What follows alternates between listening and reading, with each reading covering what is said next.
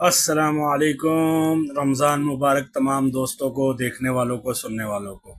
तो जनाब साहब, रमज़ान की शुरुआत हुई है धनो रानी के चारों टायर बदलवाने से। तो ये पूरी मार्केट मैंने विज़िट की। एक बड़ी ही अच्छी दुकान मुझे मिली जहाँ पे सबसे सस्ता रेट था।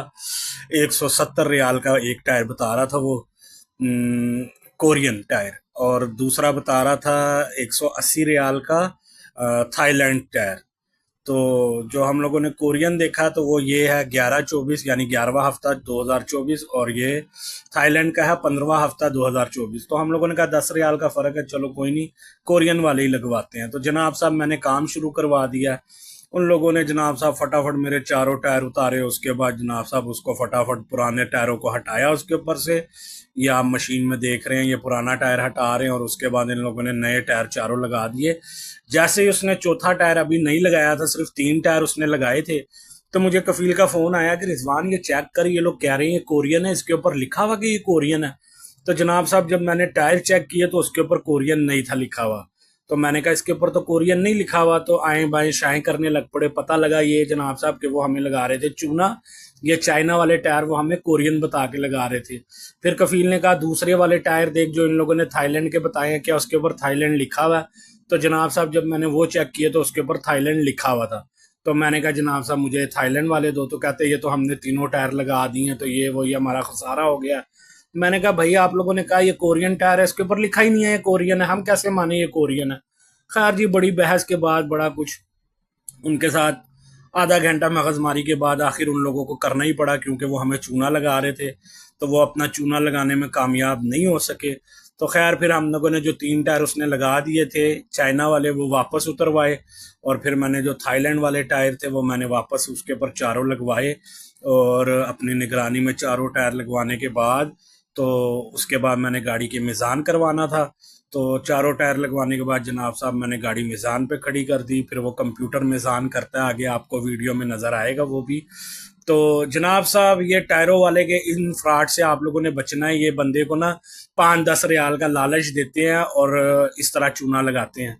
तो बंदा वही है जो अकल से काम ले और 5-10 रियाल को ना देखे और अपने जो है काम को जो है वो सही तरीके से करवाए। ये जनाब साहब ये टायर का मिज़ान हो रहा है। और टायर मिज़ान, सबसे पहले टायर चढ़ते हैं, उसके बाद यहाँ पे टायर मिज़ान होते हैं इस मशीन पे।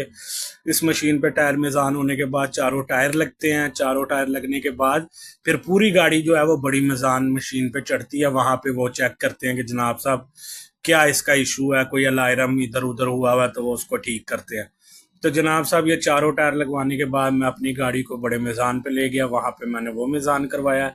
तो ये एक टायर मुझे तकरीबन पड़ा 180 रियाल का एक टायर पड़ा। और मेज़ान के उन लोगों ने मुझसे लिए 170। ये देखें ये मेज़ान करने लगा।